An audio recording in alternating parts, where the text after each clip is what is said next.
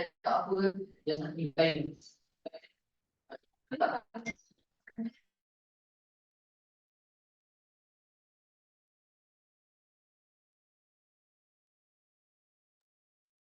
hello. Test mic, test mic. Dengar ke?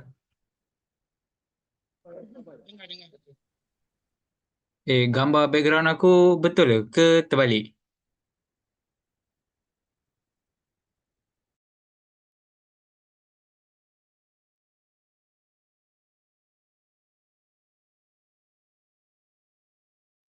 Je. Aku punya dengar apa?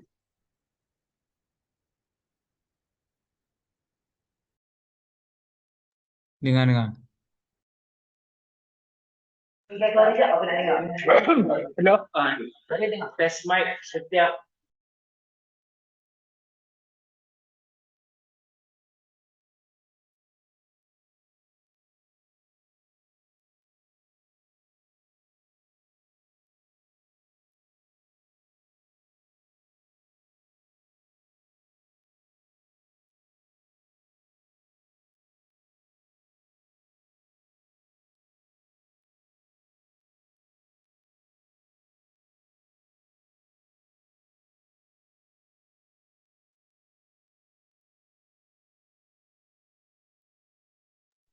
hello, dengar ke? Tak yang tu ikon.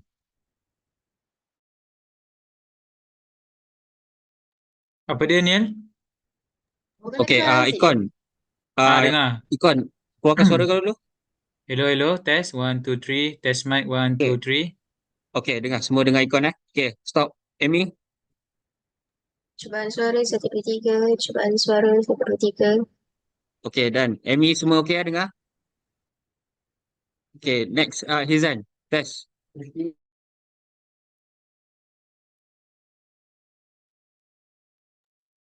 Ikon tak dengar kan kawan? Tak dengar, tak dengar. Okey, thank you. Kita ada masalah kat sini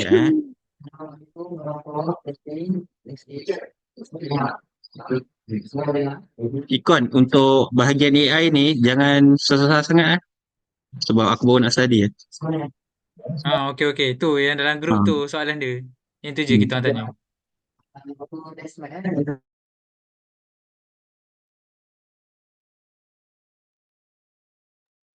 Untuk semua panel, korang boleh tengok soalan dalam grup. Yang tu je yang kita orang tanya. Jangan risau. Kita orang tak tanya lain-lain. Okey, thank you. Alright, alright.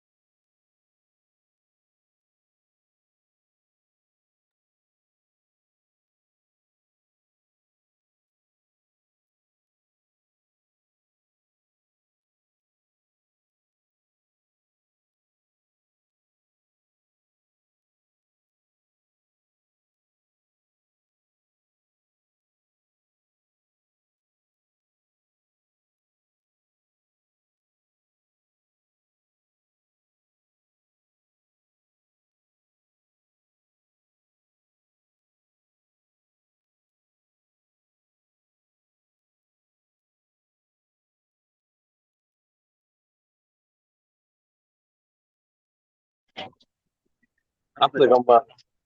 Uish.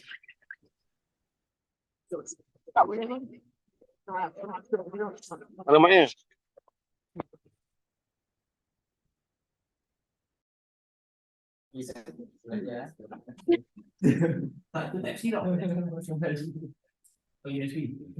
Tak, aku pun susah tu.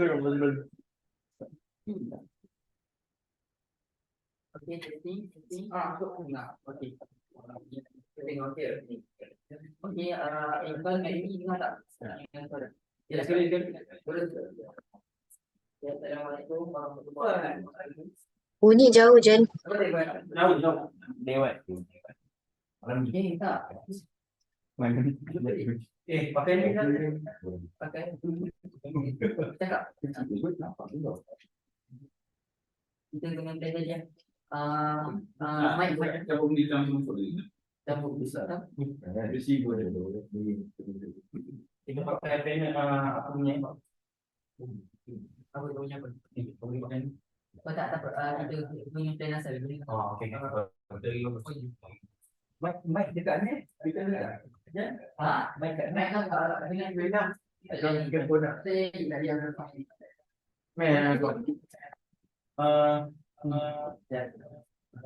Ni suara cover je ke? Apa ni? Oh my god. Oh, ni. Okey, Assalamualaikum. Oh, yang tu kena mute. Oh,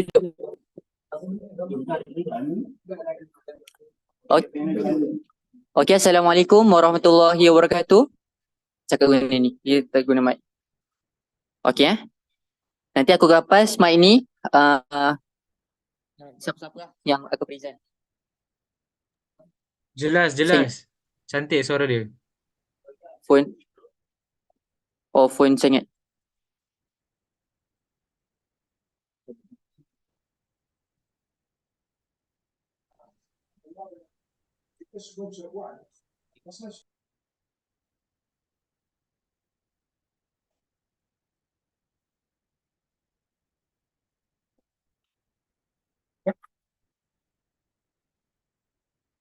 Oh, 22 orang lah.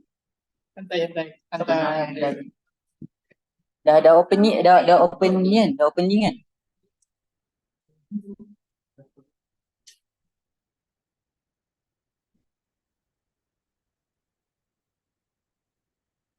Nampak ni.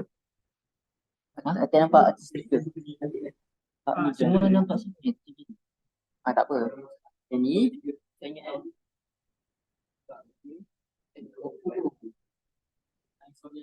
Sini. Okey.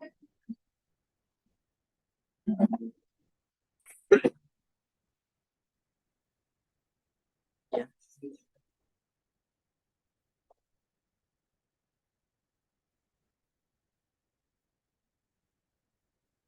Dah okey je tak? Kalau dia off kau just tune balik je. Tak apa. Tempat dia rasa smooth lagi. Tak dengar mas. Dah ada masuk. Dia tak ada. Dia masuk kan? Dah dia masuk tu.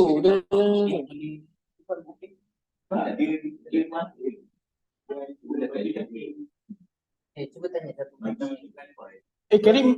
Kerry mana Kerry? Kerry ingat. Aku takut Kerry ingat bentang dalam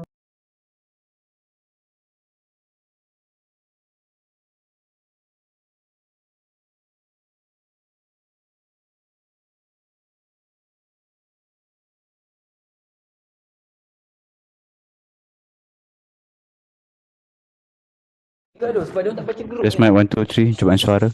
Kita dengar. Test mic. Ada tu. Ya, okay. Boleh agak. Backup ni. Yang ni akan mute kan. Hello, Tanes. You present AI kan?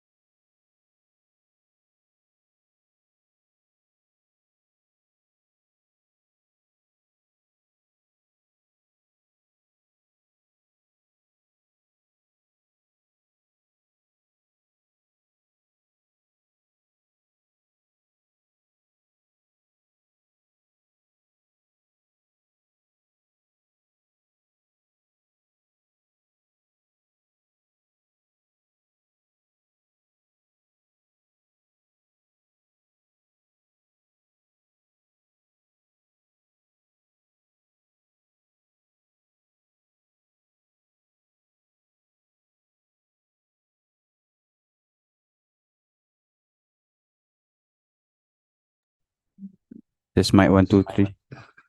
Okay. Cubaan suara. 1, 2, 3. Okay.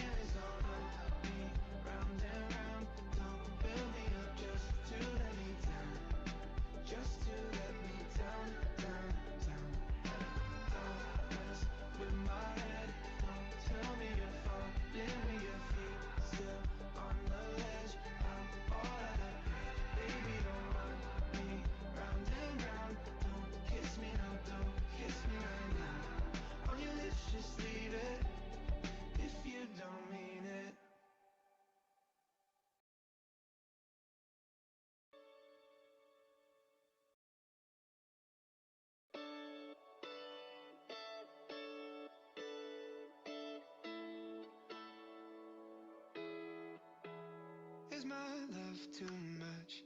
Is it just enough for you?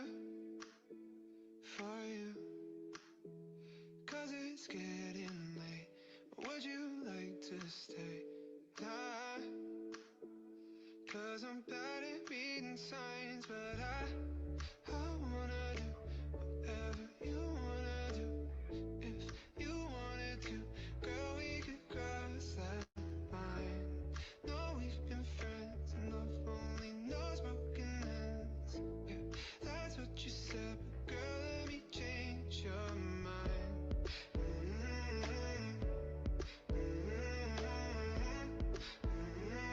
These feelings are hard to find.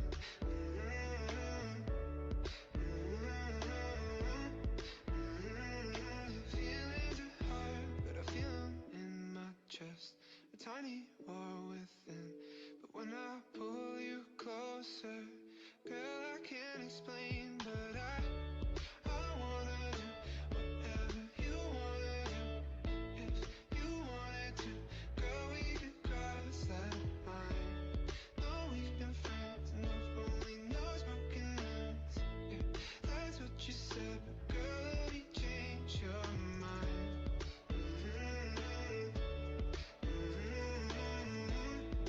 These feelings are hard to find.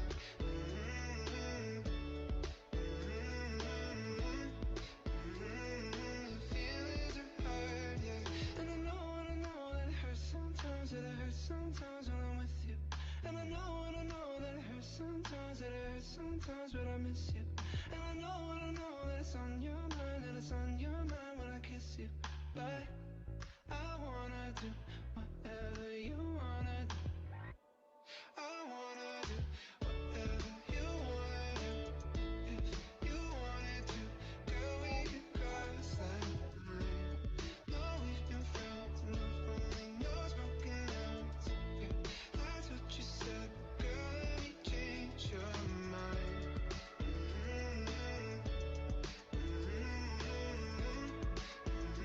These feelings are hard to find.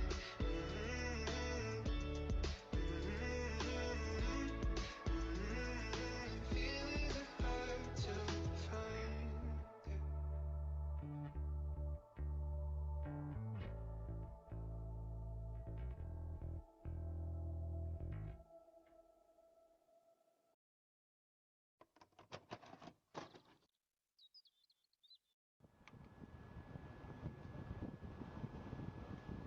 Play the chorus. My way, I'm far away, but I'll keep running just to find a way to you till then. I've been running from it, tired of running from it, scared of feeling something else, like I'm trying to get up out of this hole. I tried to be strong, I tried to make it work, but I've been feeling too numb. Skies are bleeding on me, why'd you leave me lonely? Feeling Whitney Stoney now, stuck and wonder where I ever went wrong. How could I be strong? I'm fighting for your love. I can't wait for you to come my way. I've been far away, but I'll keep running just to find a way to you till then. I don't see light in your love anymore. There ain't no reason to go on the floor. I don't like feelings and feeling like running for something and feeling so out of control. I know that the feelings are gone. I'm spending so much time alone. I hope when you pick up the phone and ring.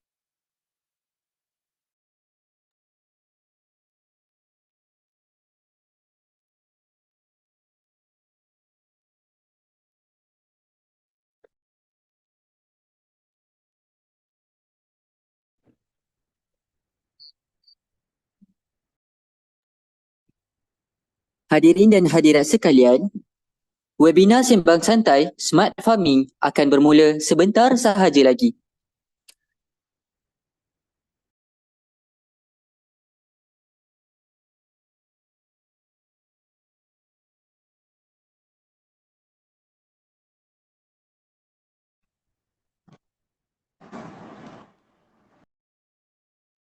Assalamualaikum warahmatullahi wabarakatuh dan salam sejahtera saya ucapkan kepada yang dihormati Dr. Jasmine Arif Shah, Penasihat Kursus Pengembangan Teknologi TKP 3201. Barisan Ahli Jawatan Kuasa Pelaksana Webinar Sembang Santai Smart Farming dan hadirin dan hadirat yang saya hormati sekalian. Selamat datang ke program webinar Sembang Santai Smart Farming. Hadirin dan hadirat yang dikasihi sekalian, webinar Sembang Santai Smart Farming ini merupakan inisiatif daripada pelajar-pelajar Kursus Pengembangan Teknologi Pertanian BTPP untuk memberi pendedahan kepada masyarakat mengenai teknologi pertanian dan revolusi industri 4.0 dalam bidang pertanian.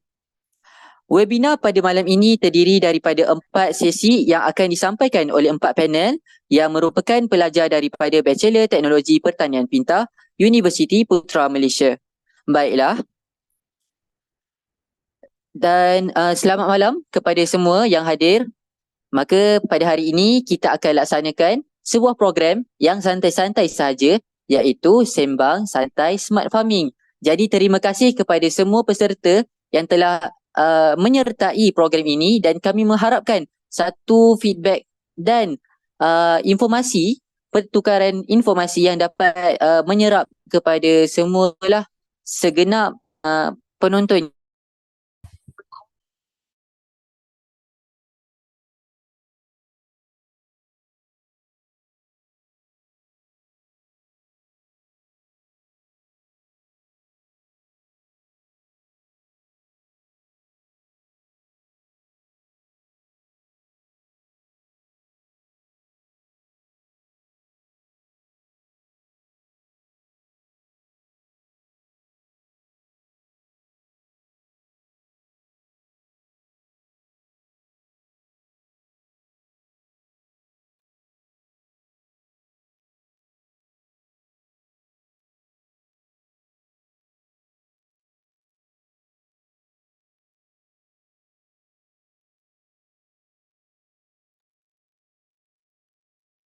Okey, maaf atas kesilapan teknikal tersebut. Okey, jadi kita akan sambung.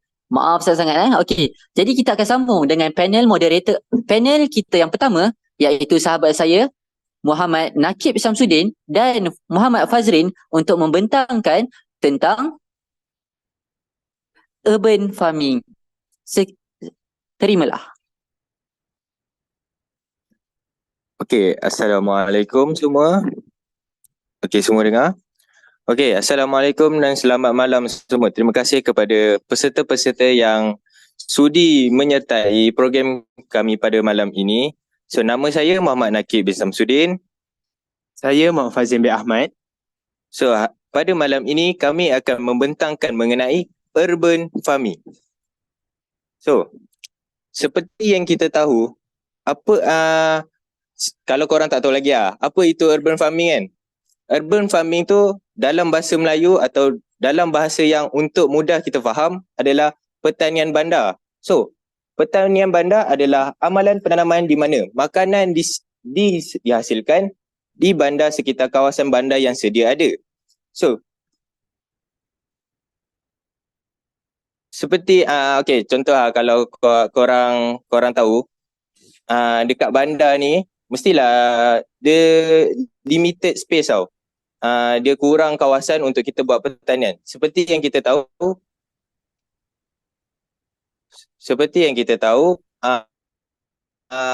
macam orang selalu cakap pertanian ni mesti memerlukan kawasan yang lapang, kawasan yang besar untuk baru kita memulakan pertanian.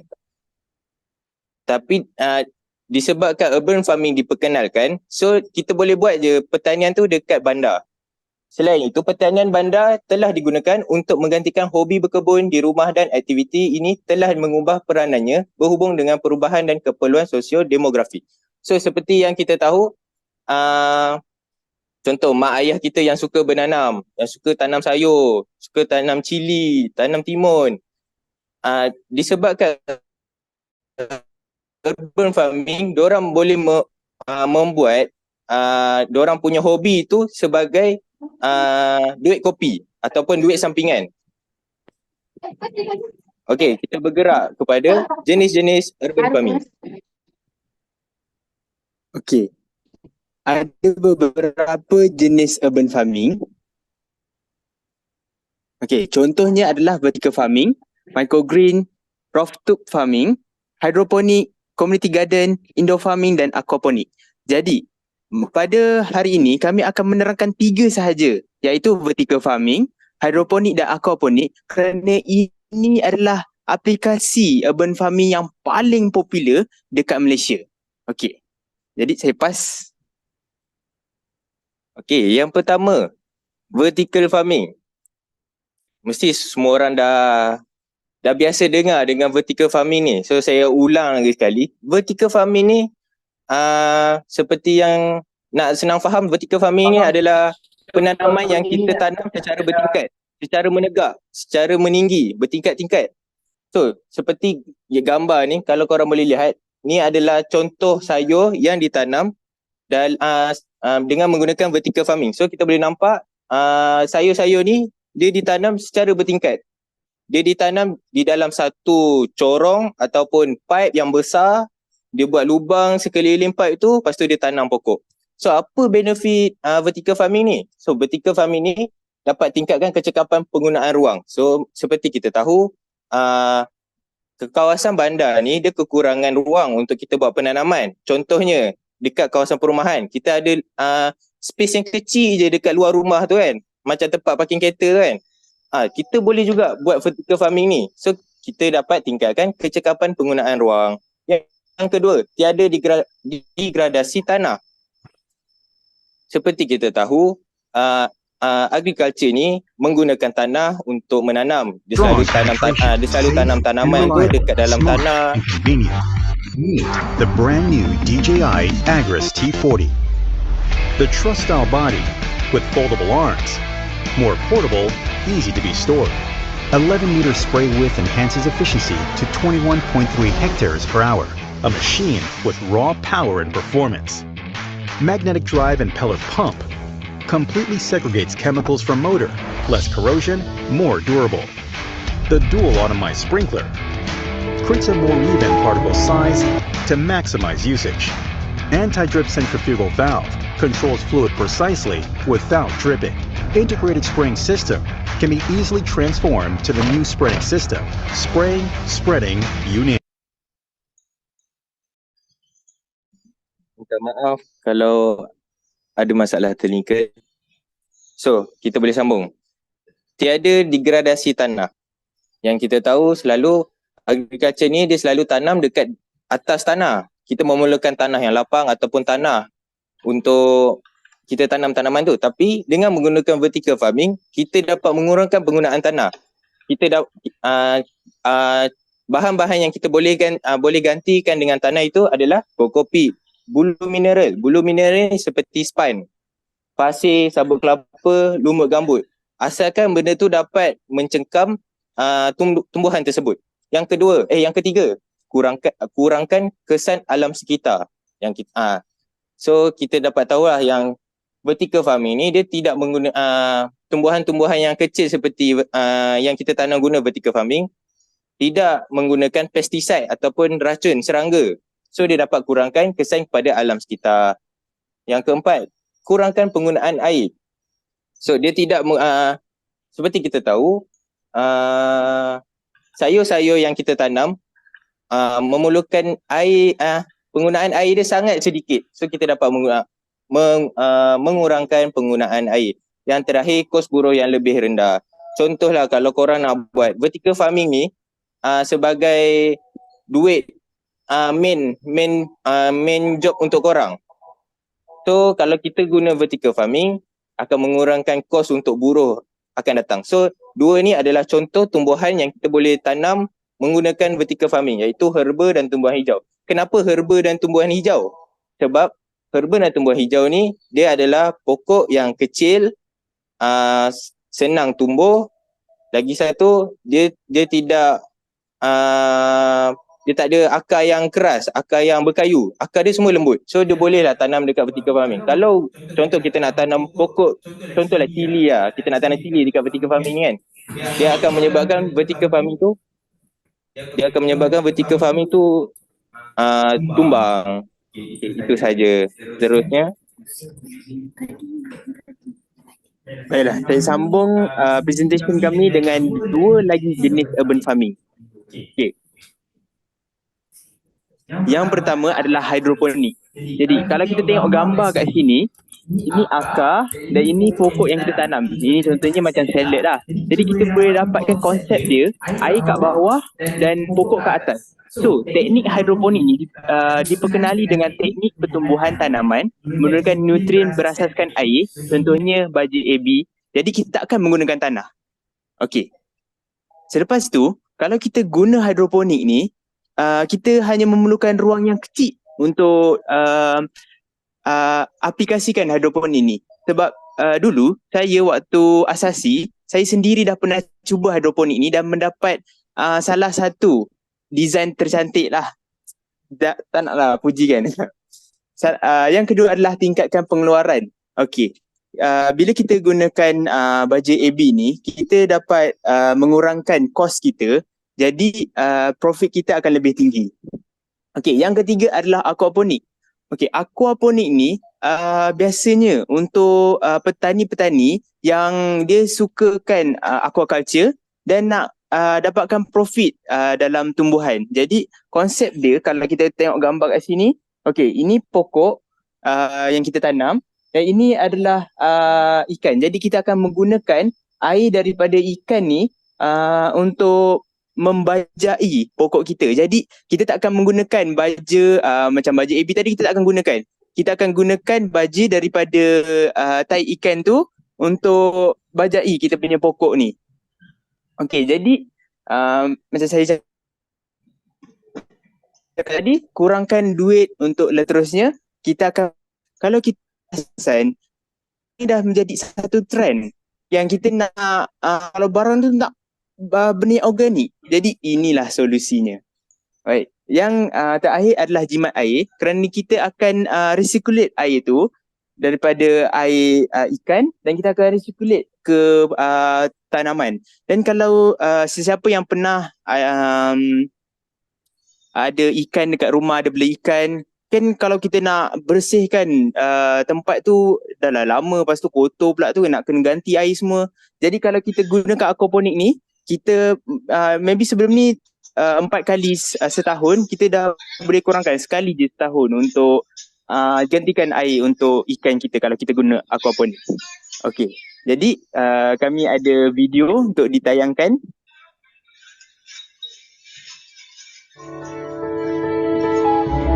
Okay, ini video vertical farming. Ini kalau kita tengok aplikasi dia, ini memang modernisasi lah dalam urban farming tu.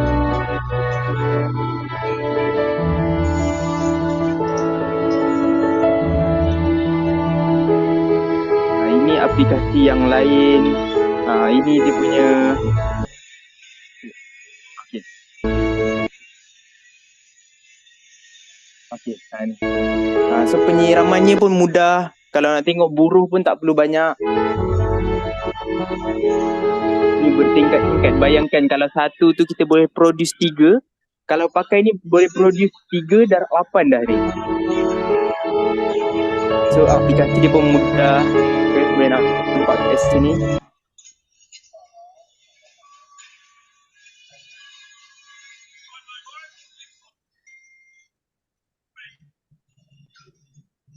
Okey, jadi itu saja daripada kami.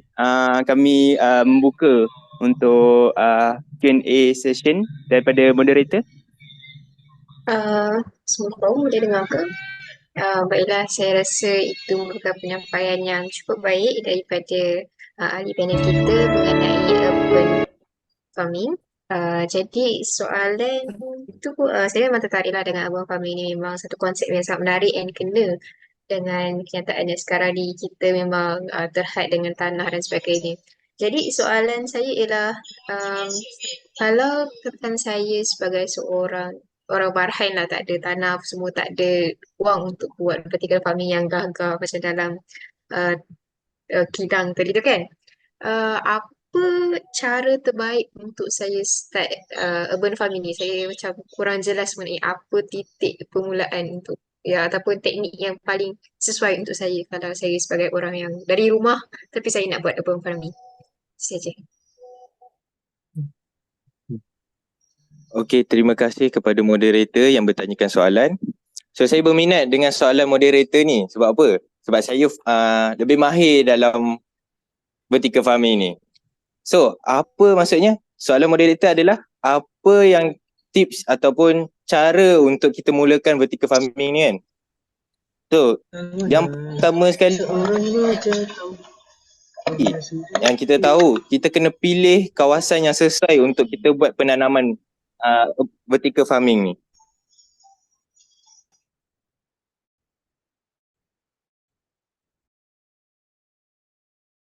Hello?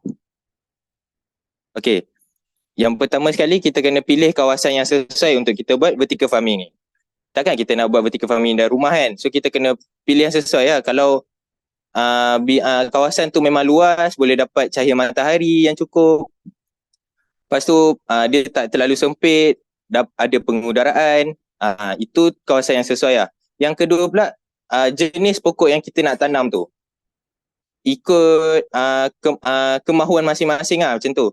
Okey, contoh macam saya punya experience, saya buat vertical farming ni dekat depan rumah juga.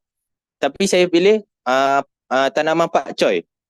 Kenapa pakcoy? Sebab pakcoy ni dia mudah untuk kita jaga, lepas tu dia tak perlukan banyak sangat air. Lepas tu dia punya masa untuk kita harvest dia pun sekejap. Iaitu dalam masa sebulan je kita dah boleh harvest. So pakcoy ni pula kita boleh guna untuk kegunaan harian. Macam breakfast kita nak makan pakcoy. Dinner pun kita nak makan pakcoy, tak apa. Okay, yang ketiga pula, kita kena fikir kos. Kalau macam contoh moderator tak ada bajet kan, boleh tengok dekat Shopee. Shopee dah berlambak sangat yang jual vertical tower tu. Yang vertical tower untuk letak tanaman-tanaman tu. Seperti saya ada tengok hari tu dalam Shopee. Dalam RM10 untuk satu tower tu, ada dalam 16 lubang. Dalam 16 lubang, tinggi dia dalam 4 kaki. Tinggi macam ni lah. So, dengan menggunakan bajet kos yang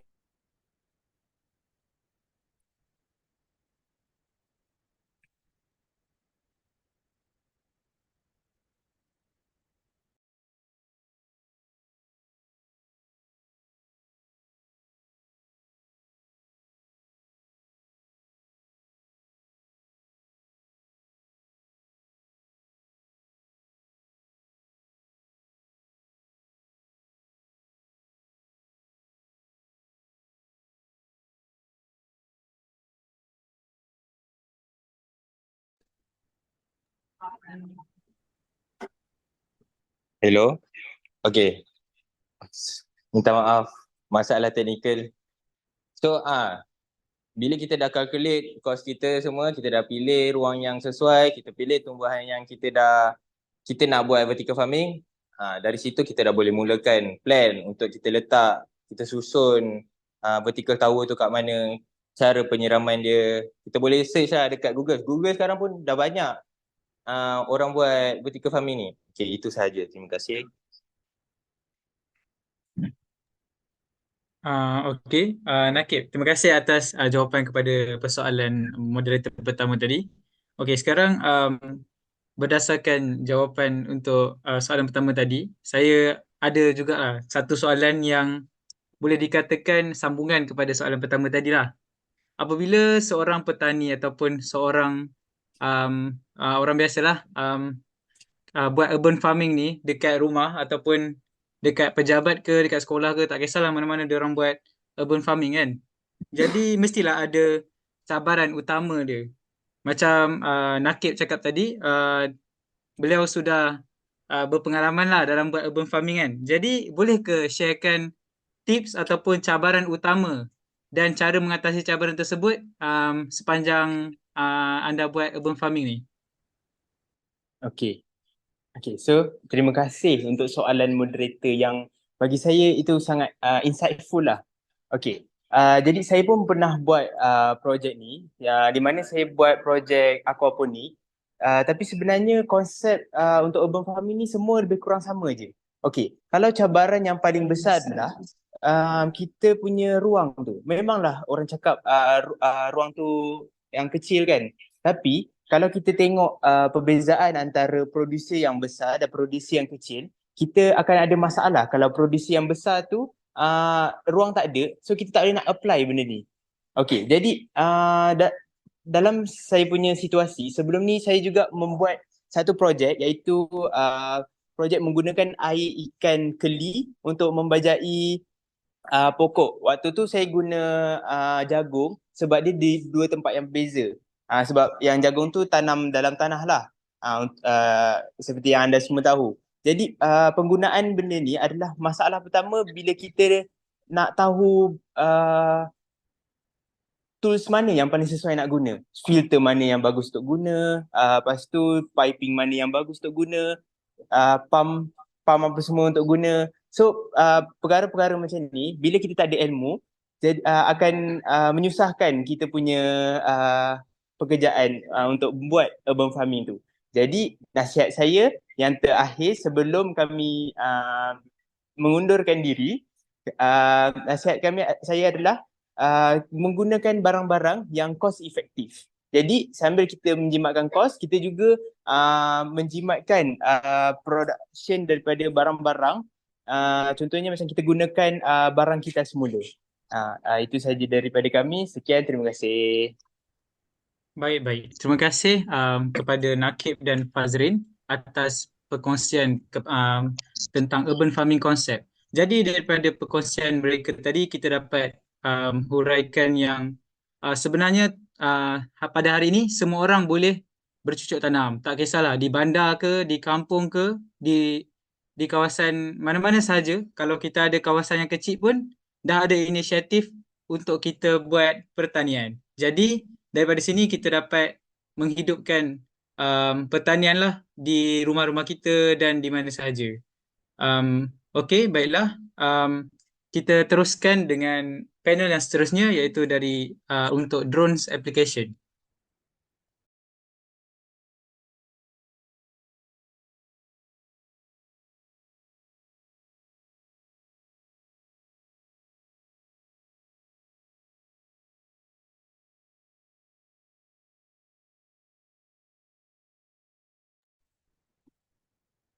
Baiklah, Assalamualaikum warahmatullahi wabarakatuh dan selamat malam kepada peserta webinar Smart Farming kita pada hari ini. Jadi saya akan meneruskan topik kita mengenai drone di dalam pertanian. Jadinya dari manakah asal usul perkataan drone itu? Jadi drone ini sebenarnya berasal daripada perkataan UAV, Unmanned Aerial Vehicle, dan pesawat ini dikendalikan dari jarak jauh, remote control ataupun secara automatik. Dan drone ini terdapat banyak penggunaannya. Contohnya seperti dalam sektor perfilman, ketenteraan, logistik maupun pertanian. Tetapi malam ini saya hanya akan fokuskan terhadap kegunaan di dalam sektor pertanian. Seterusnya. Jadi di dalam sektor pertanian, terdapat 4 jenis drone yang biasa kita gunakan, iaitu yang pertama adalah multi-rotor drones. Multi-rotor drones adalah jenis drone yang dilengkapi dengan lebih dari 2 rotor ataupun 2 bilah sayap, dia punya kipas. Dan drone ini ditentukan namanya berdasarkan bilangan sayapnya lah. Contohnya kalau dia mempunyai 4 kipas, kita akan panggil dia sebagai quadcopter, 6 kipas hexacopter ataupun 8 kipas octocopter. Jadinya yang seperti dalam gambar ini adalah drone yang kita akan namakan dia sebagai octocopter. Seterusnya, drone yang kedua adalah single rotor drone, di mana single rotor drone ini berfungsi sama sebiji macam helikopter. Di mana kita hanya menggunakan satu sahaja bilah ataupun rotor utama sebagai dia punya power lah, macam mana dia nak gerak ke depan, ke belakang dan ke atas. Dan dia hanya akan dikawal untuk membelok menggunakan kipas belakang. Sama seperti helikopter. Seterusnya, yang ketiga adalah Fixed Wing Hybrid Vertical Take Off and Landing ataupun nama dia punya singkatan kita akan panggil dia sebagai VTOL. So kalau drone macam ni, korang selalu tengok dalam cerita Avenger, adalah itulah salah satu contoh, tapi itu pesawat. So yang ni dia just mengaplikasikan daripada cerita Avenger tu, dia masukkan jadi drone. Okay, so kelebihan VTOL ni, dia tidak perlukan landasan untuk dia berlepas. Berbeza dengan, ada lagi satu yang saya akan cerita. So yang ni, kelebihan dia boleh digunakan untuk ruangan-ruangan yang sempit, dan juga dia biasanya akan digunakan untuk penerbangan jarak jauh lah ataupun skala yang besar. Contohnya untuk kita mapping kawasan-kawasan yang besar, ataupun kita nak one single flight, maksudnya kita nak penerbangan tu sekali sahaja untuk cover satu kawasan yang besar. Seterusnya, yang terakhir saya akan kongsikan adalah fixed wing drone. So dia berbeza dengan VTOL, yang ini dia mempunyai kelemahan sikit lah. Dia pesawat ni sama juga, function dia sama dengan VTOL, cuma kelemahan dia perlu landasan untuk dia take off dan juga untuk dia landing.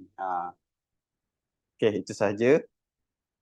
Seterusnya, di dalam pertanian terdapat pelbagai aplikasi yang kita boleh gunakan di dalam sektor ini. Yang pertamanya adalah pemetaan. So sekarang viral. Petani-petani ni sekarang tak macam dulu. Diorang sekarang lebih fokus untuk meningkatkan hasil dan mengefisienkan diorang punya tugasan-tugasan diorang dengan lebih bagus lah.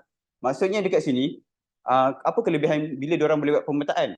Bila diorang buat pemetaan, diorang boleh menentukan kawasan mana yang kawasan mana yang diorang perlukan penggunaan input baja yang lebih ataupun yang kurang. Sebab kita tahu pokok juga sama macam manusia, dia tidak perlukan setiap pokok mempunyai ciri-ciri yang berbeza. Dia tidak memerlukan penggunaan baja yang sama. Sama macam manusia. Manusia kan ada yang kalau dia sakit tak sama macam orang lain. Mungkin kalau suhu 18 Celsius seorang tu akan demam, seorang tak demam. Cerita lah contoh dia.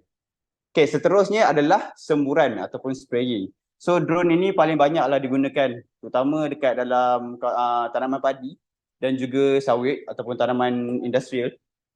So semburan ini, dia tak semestinya semburan. Kalau korang pernah nampak drone macam ni, dia ada banyak fungsi. Yang pertama adalah untuk sembur racun. Kebiasaannya untuk baja dan juga taburan biji benih. So kalau korang nak tengok, korang boleh pusing dekat, kalau macam di Selangor paling terdekat di Sekinchan lah. Dekat sana pun diorang dah tak pakai secara manual. Diorang biasa kebanyakannya akan gunakan drone lah. Dan yang ketiga adalah analisis indeks vegetatif. Ini dia lebih kepada geospecialist kat sini. Apa yang diorang boleh buat, cara diorang gunakan drone ni adalah diorang akan attach satu kamera kat bawah dia. Kamera diorang ni bukan kamera macam kita pakai, kamera phone tu bukan. Kamera yang diorang pakai ni, kita namakan dia sebagai multispectral. So kamera multispectral ni kelebihan dia boleh scan permukaan tanah tu dan diorang boleh menentukan atau mengkelaskan tanah tu ataupun setiap nutrien dalam tanah tu berdasarkan satu index number. So number itulah yang diorang akan tentukan untuk membuat warna macam ni. So kalau korang tengok ada warna hijau, merah, kuning. So kemungkinan dekat sini dia nak menunjukkan bahawa yang kawasan merah itu diorang punya contohnya nutrien, potasium kurang contohnya lah. So kalau yang hijau ni adalah diorang cukup dan yang kuning ni macam sedang-sedang. Itu adalah salah satu contoh dia lah. Okay, seterusnya. Okay, di sini ada saya bawakan satu contoh aplikasi drone ataupun satu model drone yang dikeluarkan oleh DJI, iaitu DJI Agras T40. So ini yang paling latest.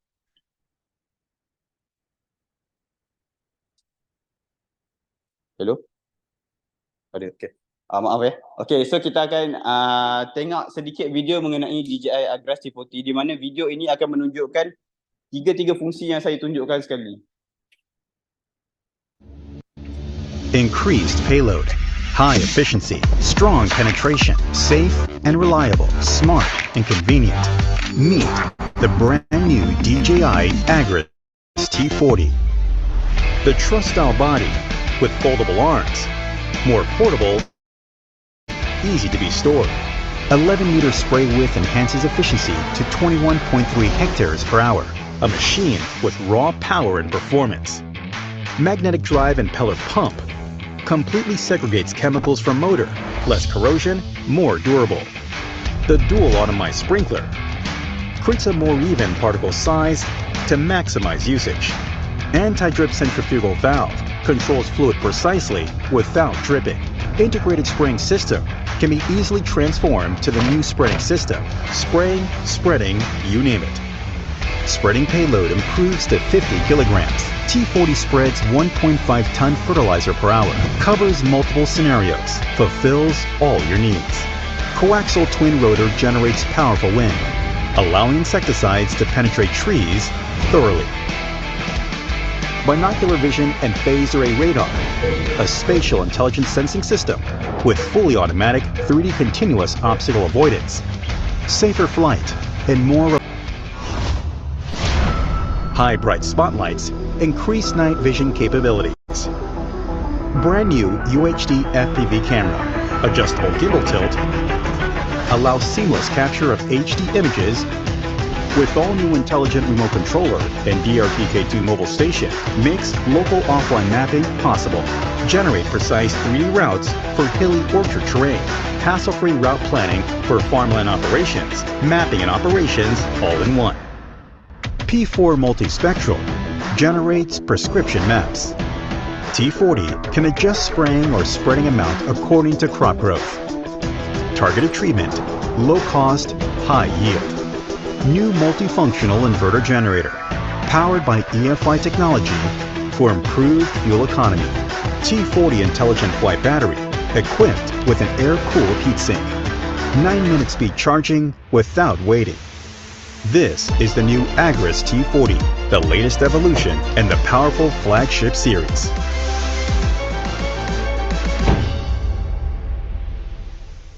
Baiklah, itu adalah salah satu video yang ditayangkan oleh syarikat, antara syarikat drone yang terkemuka di Malaysia.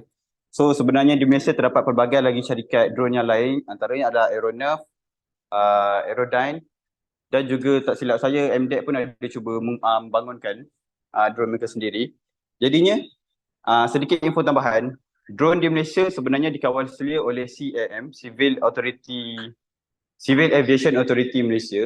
So nak bawa drone ni dia bukan suka hati je kita boleh bawa sebenarnya, sebab korang kena ambil lesen. Dia ada lesen iaitu dua jenis lesen, iaitu lesen pertama adalah lesen basic macam kita lah biasa kan, kalau nak bawa motor kena ambil lesen motor B2 basic dia.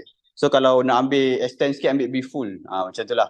So sama juga macam dalam drone, dia kena ambil lesen RCOCB nama dia, basic untuk penerbangan. Dan juga yang kedua tu adalah lesen berdasarkan sektor yang kita nak. Contohnya kalau kita lebih kepada industri perfilman, dia ada modul-modul tu lah.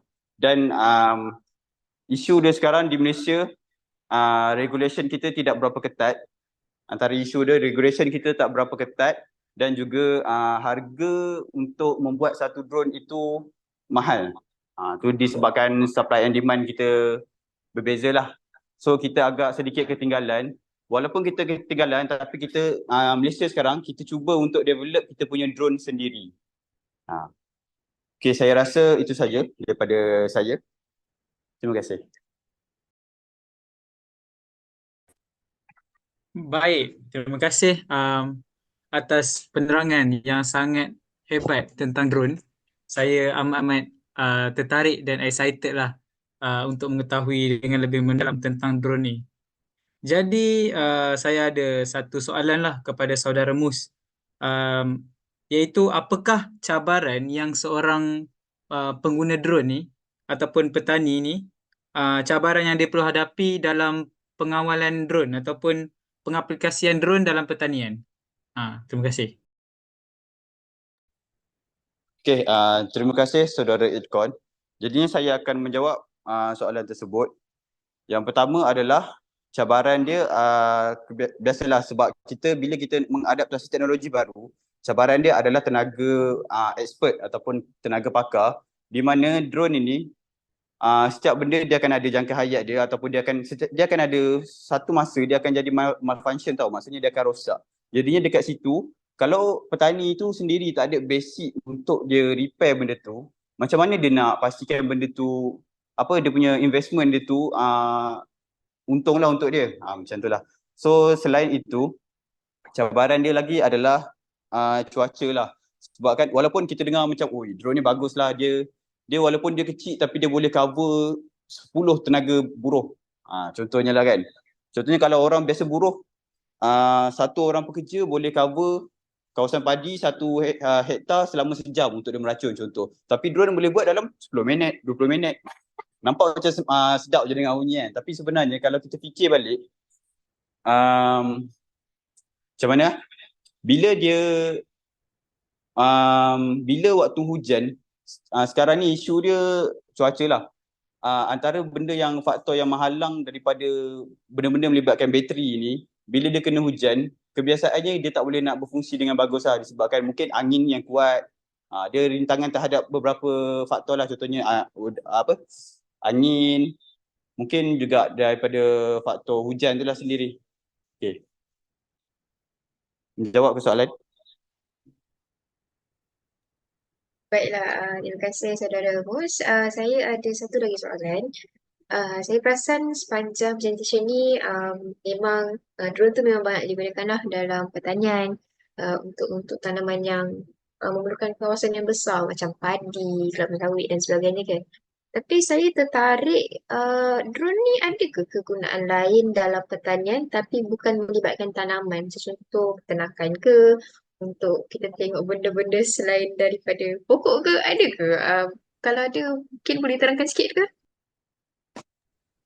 Okay, dari segi kegunaan dalam sektor pertanian, buat masa ni kalau kita tengok sendiri dekat Malaysia, kebiasaannya kita akan dengar untuk fokus kepada tanaman lah, pokok lah. Tapi sebenarnya di luar negara, diorang lebih advance, more advance daripada kita sendiri, di mana di luar diorang menggunakan kamera thermal camera, maksudnya diorang boleh detect suhu badan untuk ternakan diorang. Contohnya kalau diorang boleh lembu, macam diorang kan contohnya Amerika, diorang ada kawasan yang luas, so diorang boleh bela ternakan diorang dalam satu kawasan yang luas. Tapi macam mana, cuba kita fikir macam mana diorang nak check suhu setiap lembu tu secara manual. So diorang gunakan drone. Kelebihan dia gunakan drone adalah salah satunya ni dari segi ternakan, dia ada istilah on heat tau, di mana lembu tu akan ada satu waktu untuk diorang mengawan, jadinya suhu diorang tu akan lebih daripada lembu yang biasa. So dekat situ diorang boleh detect suhu tu pula, diorang akan detect lembu tu, maksudnya dah ready untuk mengawan. Macam tu lah. Baiklah, saya lihat pun dah makin banyak soalan daripada peserta kita. Terima kasih saudara Mus atas pembentangan dan sesi sharing kita bersama topik drone ni. Baiklah, saya dapat simpulkan drone ni merupakan satu teknologi yang baru. Masih banyak ruang untuk penggunaan drone dalam pertanian di Malaysia. Baiklah, kita teruskan dengan topik yang seterusnya. Saya persilakan untuk topik robotik. Silakan.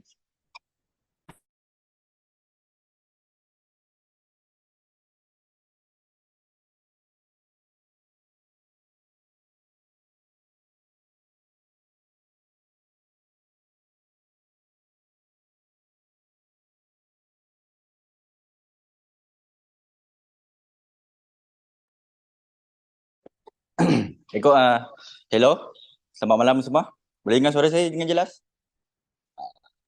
Okey. Okey. Pertama sekali memperkenalkan diri saya. Nama saya Albert Brasington. Hari ini saya akan membentangkan robotik and automation in agriculture. Yang pertama sekali, apa itu robotik? Okey, robotik ini adalah sesuatu bidang yang melibatkan desain dan penggunaan robot. Jadi robot ni apa? Robot ni dia terbahagi kepada dua, iaitu penggunaan hardware dan juga penggunaan software. Yang pertama, hardware. Apa tu hardware? Hardware ni adalah apa yang kita letak dekat robot tu. Contoh, material dia, motor dia yang kita guna untuk menggerakkan robot tu dan juga servo. Lepas tu software. Lepas tu software. Apa software ni? Software ni adalah benda yang kita program, macam coding dan algoritma yang kita letak ke dalam robot untuk memberi fungsi kepada robot tersebut. Sebagai contoh, kita nak guna robot dalam penuaian, apa-apa penuaian jenis tanaman. Yang pertama. Sorry. Maafkan saya. Okay, sebagai contoh, kita nak guna dia untuk penuaian. Penuaian ni macam mana? Contoh kita ada banyak-banyak tumbuhan, hasil tanaman. Dia macam, kalau manusia yang nak sorting benda tu, dia akan jadi pening. Dan dia mengambil makan masa yang lama dan manusia juga perlukan rehat. Jadi dengan adanya robot ni, software kita boleh coding software tu, untuk biar robot tu yang buat kerja. Okay, next slide.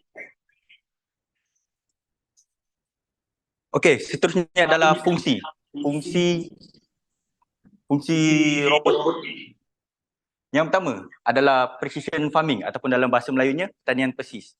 Macam mana robotik ni dia berfungsi dalam pertanian presis?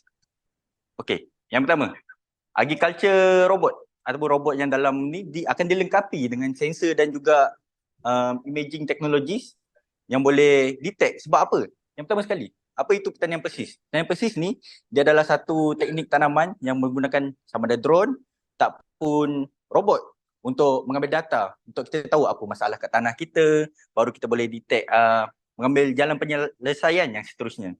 Jadi dengan adanya robot ni, contoh kita ada tanah yang beratus hektar, berekar-ekar.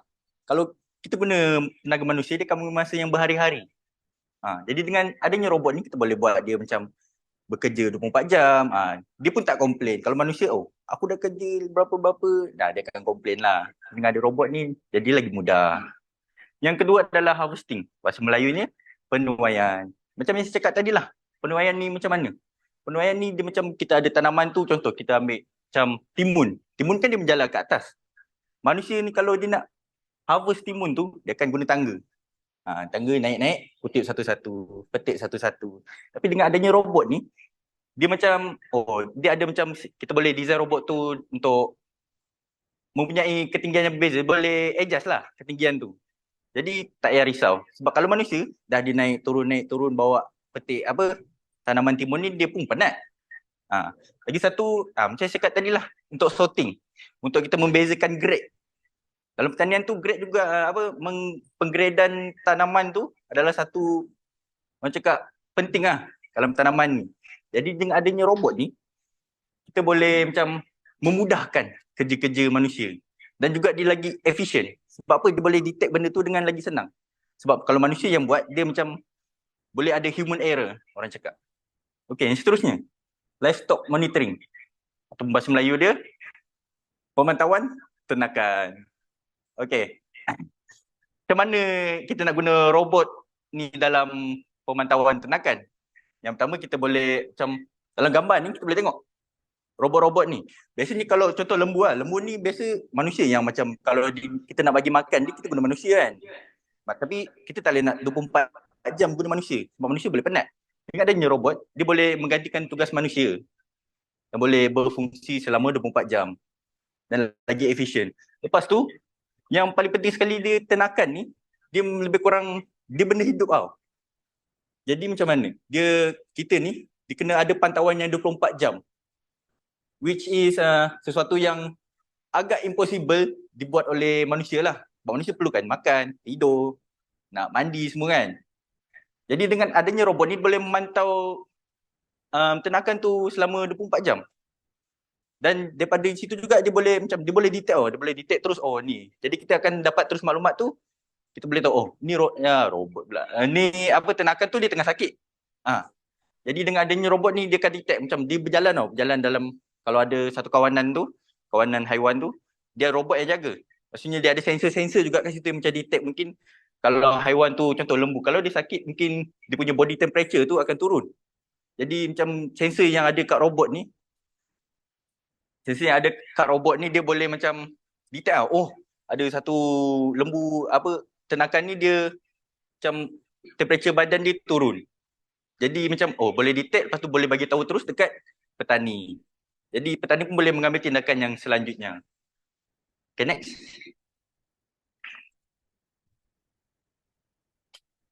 Okay, seterusnya saya akan sampaikan kepada rakan pembentang saya iaitu Hafiz Amirul. Okay, terima kasih. Okay. Terima kasih Albert. So, Assalamualaikum dan selamat malam. Jadi saya akan menyambung pemandangan ini. So, kenapa robotik ini ada apa? Robotik ini wujud di dalam agriculture. So macam sahabat saya cakap, robot ini dapat memudahkan tugas manusia. Jadi, so apa yang kita tahu, manusia ni macam sahabat saya cakap tadi, manusia ni banyak sangat komplain. So manusia ni juga perlukan rehat semua. Jadi kita perlukan robot ni untuk mengganti kerja kita. Bukanlah maksudnya berganti, maksudnya memudahkan kerja kita. Jadi yang pertama sekali 24/7 operation. Jadi apa yang dimasukkan di sini ialah robot ini dapat beroperasi 24/7 hours. So macam yang kita tahu, manusia ni mempunyai emosi. Jadi kita tahulah manusia ni kadang-kadang dia rasa macam malas lah nak buat, rasa letih semua. So manusia ni perlukan tidur. Jadi dengan menggunakan robot ini, maafkan saya. Jadi dengan menggunakan robot ini, dia dapat memudahkan kerja kita. So kalau manusia tu penat boleh tidur, jadi kita boleh menggunakan robot ni. Kita set je robot tu untuk membuat kerja-kerja seperti menanam, untuk menuai atau meracun. So seterusnya ialah precision and accuracy. So yang dimasukkan di sini ialah tepat. So simple, tepat. Jadi dengan menggunakan robot ni, saya bagi contoh, kalau petani tu ingin memulakan penanaman, dia ingin memulakan penanaman, contoh takat manusia kan akan menunduk buat kerja kan. Kalau kat tanah lah kan, dia akan menunduk menanam kan. So kalau kita gunakan robot ni, dia akan memudahkan kerja kita dengan biji benih tu dia boleh tanam dekat ladang dengan di skala yang besar. Kita set je robot tu. So maksudnya nanti dia akan tanam je benih tu mengikut laluan dia. Maksudnya antara selang penanaman tu dia dah tahu dah bila nak tanam benda tu. Maksudnya antara ni ke sini macam 1 meter tu dia akan tanam. So contoh yang seterusnya saya akan bagi ialah jika petani itu ingin meracun tanaman mereka untuk menghilangkan rupa-rumpai kan. So kita set je robot tu. So robot tu akan sembuh racun tu di tempat-tempat rumpai itu ada. Contoh macam dalam kawasan yang rumpai yang banyak kan. So dia takkan kena kita punya tanaman tu. Dia akan spray je dekat rumpai tu. Okay. Seterusnya ialah sustainability. Apa yang dimasukkan oleh di sini ialah kemampanan. Jadi robot ini dapat menyumbang kepada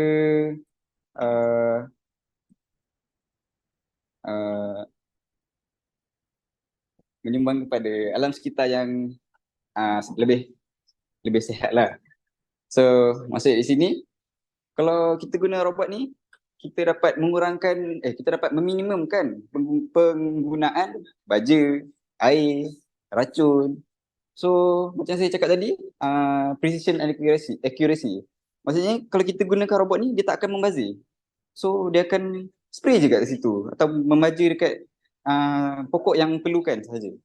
Dan kalau air pula, kita just kita tak membazir. Maksudnya kalau kita spray pakai gun tu kan, dia akan membazir kat situ.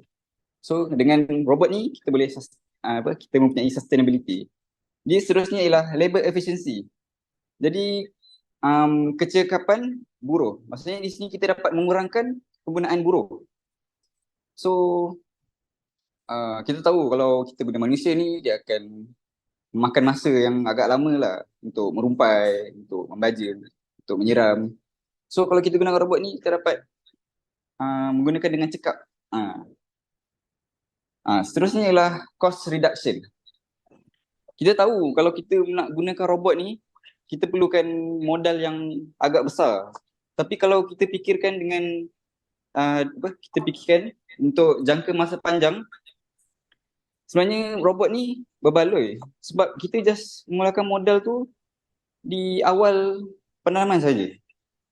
So maksudnya di sini seterusnya macam kalau dah cycle kedua, cycle ketiga, kita just gunakan balik robot tu. Kita tak jual pun benda tu. Kita memang beli untuk guna. Jadi itu sahaja daripada saya, dan lepas ini saya akan tunjukkan video kepada anda semua cara robot ini operate.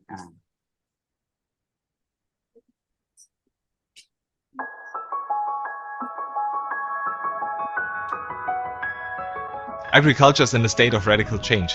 Farmers are looking for new methods to make the cultivation more sustainable. Berry can be part of that solution by harvesting safely, reliable, and all day long. Plantability and labor shortage are some of the major challenges in strawberry cultivation. Growers are struggling to find the right amount of harvesting workers in the right time of the year and with the right skill set.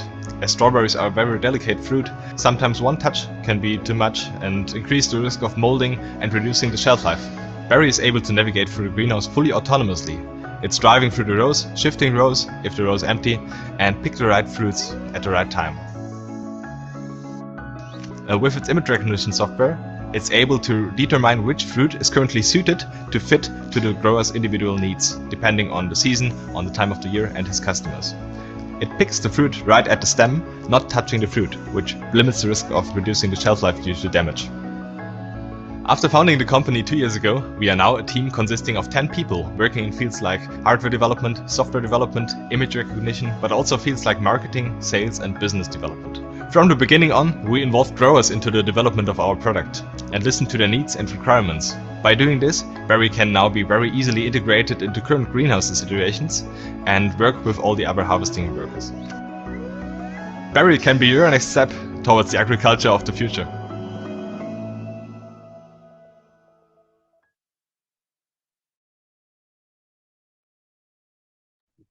Baiklah, terima kasih diucapkan kepada saudara Albert dan juga saudara Hafiz atas pembincangan yang cukup menarik sebentar tadi mengenai robotics dalam pertanian.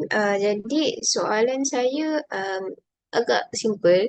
Macam tadi yang saudara Hafiz ada kata penggunaan robot ni dalam pertanian memerlukan kos yang tinggi. Tapi soalan saya ialah untuk ladang berskala kecil yang memang kekurangan resource. Macam mana antara cara yang sebagai pihak petani itu sendiri ataupun mungkin apa langkah-langkah yang mungkin kita boleh syorkan kepada mereka untuk mereka adopt robotik dalam pertanian? Boleh kongsikan kepada kami ke? Okay, terima kasih dengan soalan. Jadi pada pandangan saya, jika petani itu tidak mempunyai modal yang besar ataupun dia macam dia buat penanaman tu dekat tempat yang kecil saja, saya rasa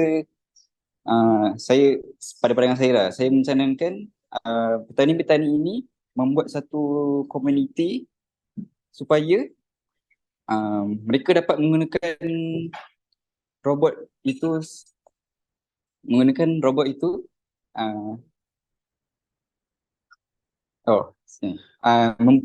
saya mencadangkan untuk membuat sebuah komuniti ni supaya mereka boleh berkongsi duit mereka, berkongsi modal supaya tidaklah seorang sahaja petani itu mengeluarkan modal untuk menggunakan robot. So kalau mereka beramai-ramai mengeluarkan modal, jadi saya rasa boleh je untuk berkongsi robot tu juga, sebab setiap petani tu mesti nak nyiram, nak menanam, nak harvest balik mereka punya tuaian tu kan. Jadi saya rasa dengan membuat komuniti ni saya rasa berbala lah untuk mereka. Itu saja daripada saya.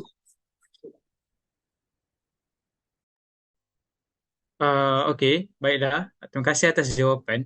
Alright, saya ada satu lagi soalan berkenaan robotik. Jika seperti yang kita tahu, sekarang ni Malaysia masih dalam negara yang membangun lah ke arah teknologi-teknologi seperti robotik dalam pertanian ni. Jika di suatu hari nanti robotik dalam pertanian ni nak dibangunkan ataupun nak masuk secara meluas dekat Malaysia ni, macam mana pendekatan macam mana cara ataupun cadangan dari pihak Albert dan Hafiz untuk kita meningkatkan keterbukaan petani dalam Malaysia dalam menerima teknologi robotik ni dan memahami teknologi tersebut? Okey, terima kasih speaker atas soalan tersebut. Menarik sekali ya soalan tersebut. Okey, macam mana kita nak meningkatkan keterbukaan petani kepada teknologi robotik ni? Bagi saya yang pertama adalah melalui pendidikan. Macam mana? Macam mana contohnya kita di saya, mungkin bukan saya saja, di pihak kerajaan, diorang boleh mewujudkan satu program di mana ataupun satu subjek di mana para anak-anak muda nanti yang baru masuk sekolah, diorang boleh belajar benda-benda ni. Boleh menarik minat diorang. Bak kata patah Melayu, melentur buluh, ialah dari rebungnya. Lepas tu yang kedua, bagi saya kita boleh buat pameran ataupun demonstrasi. Kat sini maksudnya contoh kita ada teknologi tu, tapi para petani lain tak tahu. Dia tak tahu kesedaran, tak punya kesedaran apa fungsi robotik ni, apa kebaikan dia kepada diorang. Jadi melalui pameran ni kita boleh tunjukkan kepada diorang, oh inilah robot. Ini fungsi robot ni sebenarnya baik juga. Cuma bukan keburukan, dia punya challenges tu, awal-awal tu tidak mempunyai modal yang tinggi sahaja. Maksudnya di sini melalui pameran ni kita boleh buka minda diorang untuk memujuk diorang, oh function juga robot ni, boleh juga aku guna kat ladang aku. Macam tu. Yang ketiga adalah melalui subsidi ataupun inisiatif daripada kerajaan. Maksudnya kerajaan ni boleh, untuk pembelian drone ni, kerajaan mungkin boleh membantu para petani dengan memberi diskaun pada diorang pembelian pertama. Tak pun, pihak kerajaan ni dia dah beli drone ni, mungkin dia akan sewakan kepada diorang. Itu sajalah daripada pendapat saya dan juga Cik Hafiz. Okey, baik. Oh, jawapan yang menarik ya daripada Albert. Semoga suatu hari nanti negara kita lebih berkembang dalam pertanian ni. Jadi daripada perkongsian saudara Albert dan Hafiz tadi, kita dapat lihat satu sisi yang berbeza dalam pertanian ni. Kalau dekat Malaysia selalu kita masih belum nampak lagi lah dia punya apa orang cakap teknologi yang begitu canggih macam ni. Tapi kalau kita tengok di sisi lain dunia, seperti di Jerman, Jepun, China dan sebagainya, kita dah dapat tengok sebenarnya teknologi robotik dalam pertanian ni berkembang bak cendawan hidup selepas hujan. Jadi inilah masanya untuk kita educate diri kita dan mendalami teknologi-teknologi ini untuk meningkatkan pertanian dekat Malaysia di masa depan. Alright, baiklah. Seterusnya kita akan masuk ke dalam topik yang lebih menarik, iaitu Artificial Intelligence in Agriculture. Jadi baiklah kita menjemput panel yang seterusnya untuk membentangkan tentang AI in Agriculture. Okay, Assalamualaikum. Cuba suara. Okay, semua dengar? Okay, Assalamualaikum. Nama saya Daniel Husni bin Syafri Husni.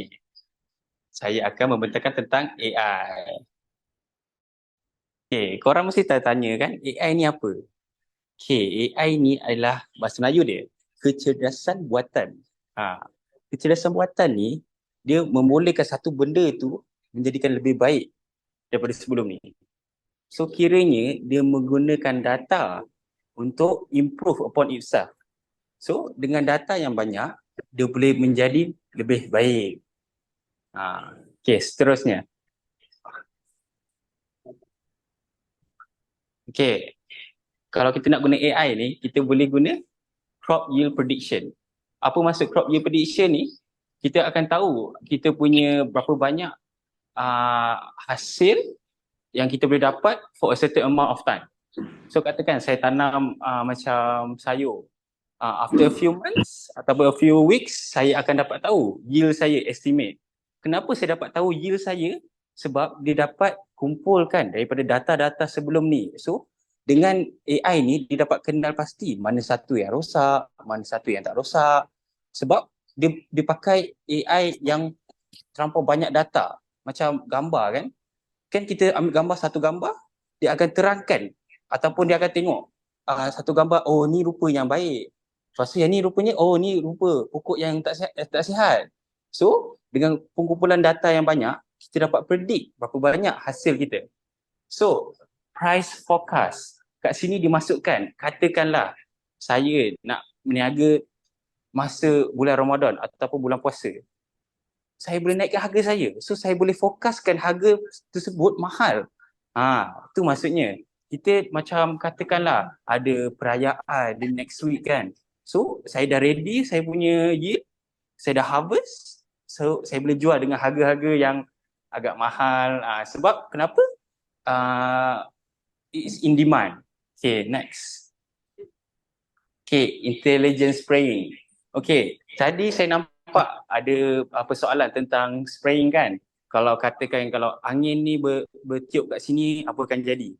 So, bila pakai intelligent spraying dengan AI, kita dapat kenal pasti the exact amount, the exact data mana spraying tu akan jatuh. Katakanlah kita dapat data-data sebelum ni menunjukkan angin meniup sekuat ini. So, dengan AI, dia dapat predict berapa banyak jatuh dekat sini.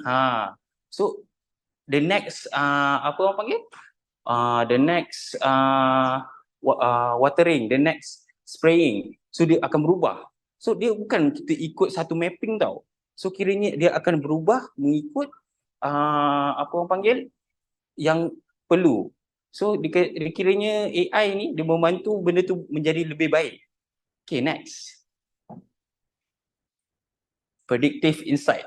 Okay, dengan AI, sensor kita dapat detect. We detect any anomalies, benda-benda yang macam kita pun tak tahu. Dia jadi macam prediktif lah. Dia menggunakan macam pengiraan, pakaikan correlation, regression, benda-benda macam tu untuk kita dapatkan prediction. Y tolak MX, yang benda-benda macam tu tau. So dengan AI, kita dapat membuat calculation yang tepat, calculation yang interesting untuk kita predict the next thing to happen. Okay, that's all from me, Daniel Husni, and next is going to be presented by Carrie, my friend. Okay.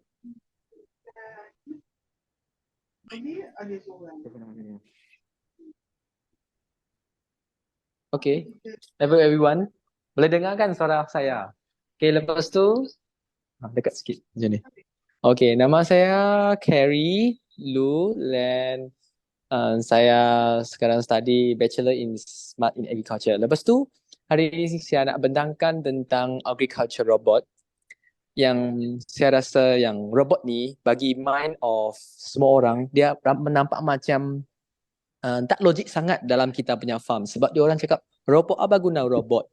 Tapi ni robot, in future dia banyak berfungsi. So kita boleh tengok dia widely used untuk semua sektor. Walaupun dia macam dalam bukit ke ataupun teres ke, dia semua boleh pakai. Contohnya macam kita dalam kepas sawit, kita ada robot kecil, ada robot yang besar untuk berfungsi. Lepas tu nowadays kita punya AI pun sangat maju. Dia ada banyak robot, lepas tu dia ada banyak berfungsi in every way. Lepas tu dia at the same time dia boleh perform in multitask. Maksudnya at the same time dia boleh record data, lepas tu dia boleh tengok lagi, lepas tu harvesting lagi, lepas tu ada pun weeding, seeding lagi. Ya. Lepas tu AI ni dia train dengan quality. Maksudnya at the same time dia collect data, lepas tu dia buat analisis untuk collect untuk data untuk analisiskan kita semua punya untuk kita punya crops. So next.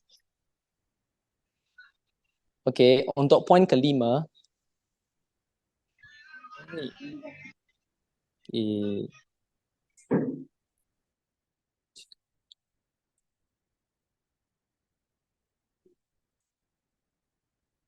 Poin kelima, tak apa. Untuk crop and soil monitoring. Apa tu crop and soil monitoring? Dalam bahasa Melayu, kita boleh cakap dia, dalam crop tu, dengan tanah tu, dia buat untuk monitoring. Contohnya dia boleh simpan sensors untuk detect dia punya pH value, dia punya nutrition dalam tanah. Adapun crop tu dia boleh maksimum dia boleh dapat berapa yield, adapun minimum boleh dapat berapa yield within how many times. Within how long of the crops. Okay. Lepas tu quality of the crop pun boleh dijagakan.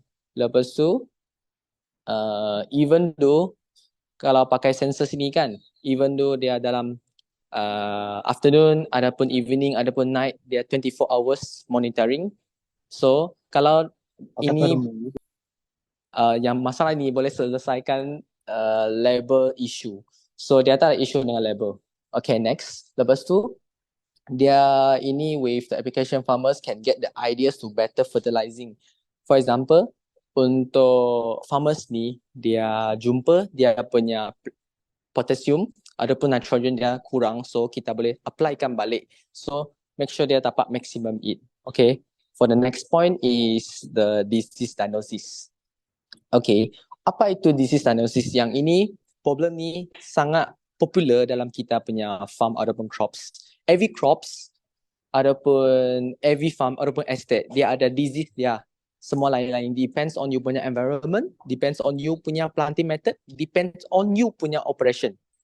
Okay, so through the disease diagnosis ni dia boleh untuk mengurangkan disease tu dengan menggunakan strategi on the time.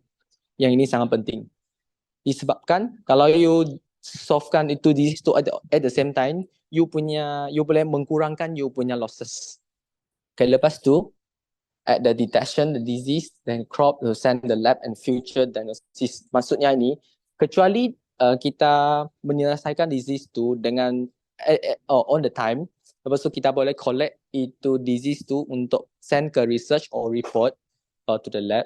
Okay, so dia dapat detectkan apa disease ni, lepas tu boleh publishkan dengan research. So bagi orang public tahu yang disease ni boleh diselesaikan dengan cara-cara yang tertentunya. Okay, lepas tu teknik ni dia dapat. Okay, I think that's all for me. Yeah, thank you. Lepas tu sekarang ialah Q&A section. So any question in the web? Alright. Alright. Thank you, Kerry. This is my question. Okay. Saya dah dengar banyak apa orang cakap fungsi AI ni dalam pertanian. Jadi boleh ke Kerry dan Niel menerangkan secara ringkas sajalah macam mana AI ni data AI ni dibaca oleh petani ataupun macam mana data tu berfungsi kepada petani dalam bahasa yang mudah lah.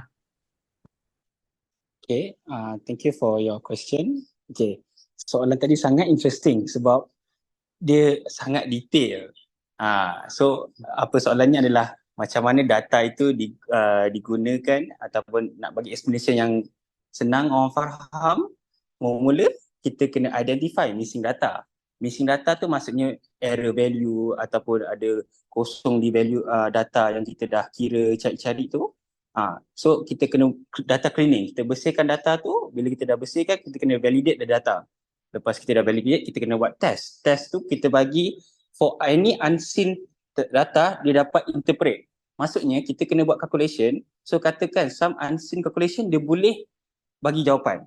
So lepas kita dah buat unseen calculation, kita kena buat data model training. So kat sini dia akan train sampai AI tu sesuai dengan apa yang kita nak. So that is I can give you some of the parameters. So I hope that concludes your question. Okay. So the next question. Baiklah, soalan daripada saya pula. Kita tahu yang AI ni satu benda yang ever evolving, dia sentiasa akan berubah dan akan ditambah baik pada masa akan datang. Jadi boleh ke saya minta panel kita hari ini untuk berikan gambaran ringkas macam mana mungkin dalam 10 tahun, 15 tahun akan datang, macam mana penggunaan AI ni akan jadi dalam industri pertanian ni pada masa akan datang. Boleh share ke sama kami? Okay, terima kasih kepada peserta ini. Yang soalan ni sangat orang akan berfikir banyak, adapun I would think is very good question. For me, kita cakap AI ni, sebab AI, kenapa dia ada AI? AI ni dia memang buat dari orang. So, maksudnya, contohnya isu yang sudah berlaku, so kita AI ni dia akan record dalam tu. Lepas tu dia akan solvekan problem tu. Kalau bagi macam orang public, dia tak tahu apa tu AI. Dia just tahu dia, barang ni dia dapat selesaikan masalah aku dengan automatic. Adapun dengan cara yang mudah. So, saya rasa yang AI ni, macam tadi yang peserta ni cakap, dia in the future 10 years, maybe 20 years ago, yang AI ni, dia maybe akan diganti dengan barang lain lagi. Maybe dia macam automatic, you just maybe, for example, you just ask a question to the phone will answer it at the same time, yeah. Just now, yeah. Macam contoh dia macam saya tanya soalan tu, sebelum 1 saat atau 2 saat dia boleh bagi soalan tu. Macam tu saya rasa depends on kita punya previous data. Saya rasa ini function untuk AI lah untuk so far, yeah. I think that's all for me, yeah. Thank you. Baiklah, sampai situ saja. Saya boleh saya boleh rumuskan yang untuk topik mengenai AI ni merupakan satu topik yang sangat menarik. Kita ada banyak penggunaan aplikasi AI dalam pertanian sendiri, dan walaupun penggunaannya masih rendah, tapi possibility untuk teknologi itu diadaptasi dalam pertanian itu memang masih sangat banyak. Baiklah, sekarang kita akan beransur pula kepada sesi Q&A yang lama dah saya perasan ramai tunggu-tunggu dalam chat box ni. Saya tengah scroll, tengah cari soalan yang first tadi. Saya rasa daripada saudara Zairi untuk panel kita sesi yang pertama. Okay, saya ada soalan berkenaan dengan aquaponik. Jenis ikan apa yang sesuai untuk spesifik tanaman? Panel kita boleh jawab ke?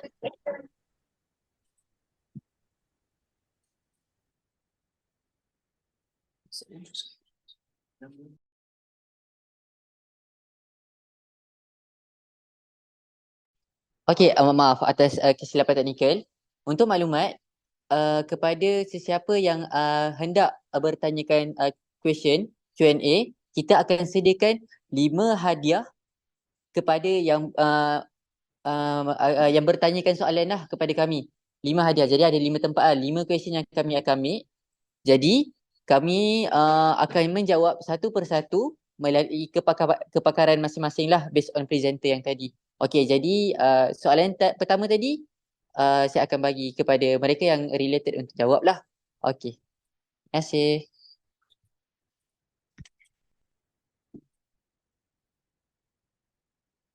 Okay. So untuk jawab soalan tadi tentang jenis ikan apa yang sesuai untuk spesifik tanaman. Okay. Sebenarnya dia tak ada spesifik ikan yang sesuai untuk tanaman tu. Tapi kalau dalam pengalaman saya lah, yang kita biasa guna sebab biasanya orang yang buat aquaponik ni, dia nak tengok keuntungan ikan tu. So kalau kita tanam ikan, kita bela ikan tu, kita nak ikan yang menguntungkan. Kalau macam, okay, kalau kat rumah saya, mak saya bela gapi. So dia still boleh jadi aquaponik tu, tapi kita takkan jual lah gapi tu kan. Tapi kalau yang projek saya buat, kami tanam tilapia dengan keli.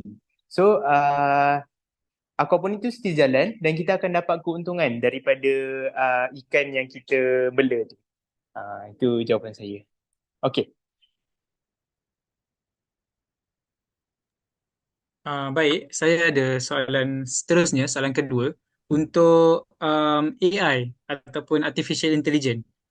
Macam mana kita sebagai teknologis ataupun orang yang membangunkan teknologi ni nak meyakinkan peladang untuk menggunakan AI, sebab AI ni maintenance dia tinggi dan lagi satu dia susah untuk petani ni adapt dalam masa yang sangat singkat. Jadi macam mana tu? Okay, thank you for the question. That's a very interesting question. Okay, macam mana saya nak mengajak farmer untuk menggunakan AI? Okay, AI ni bukan nak cakap dia mahal tau. Dia kompleks.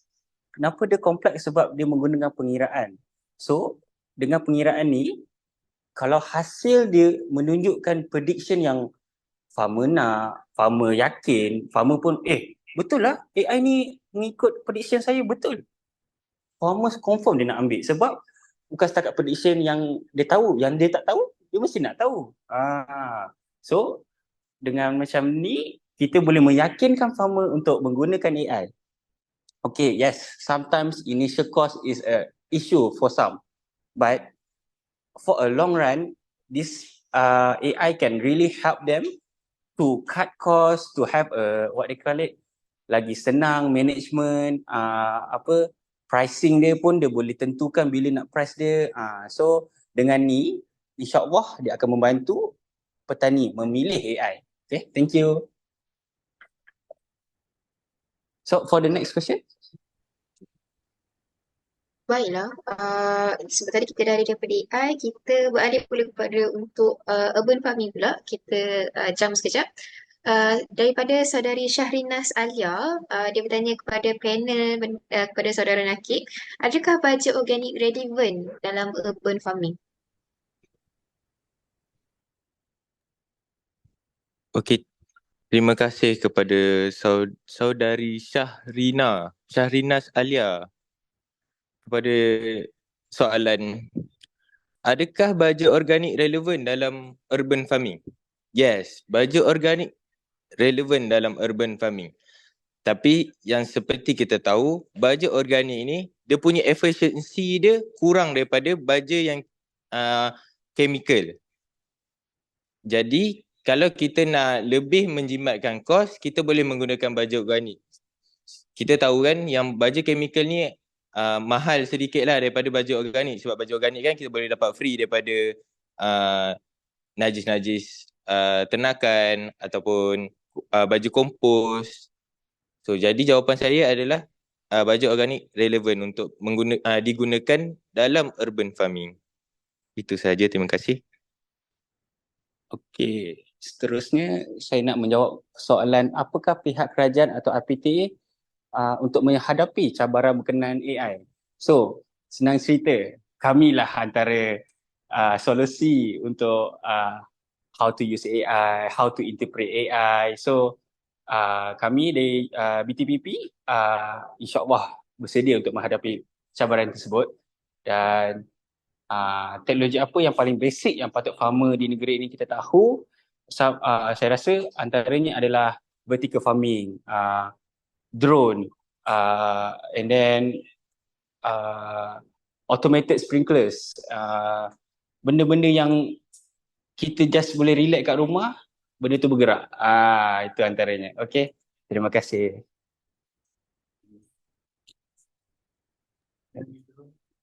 Okey, kita akan buka soalan yang terakhir. Saya akan pilihkan soalan terakhir. Sekejap, daripada Chu Yinjia.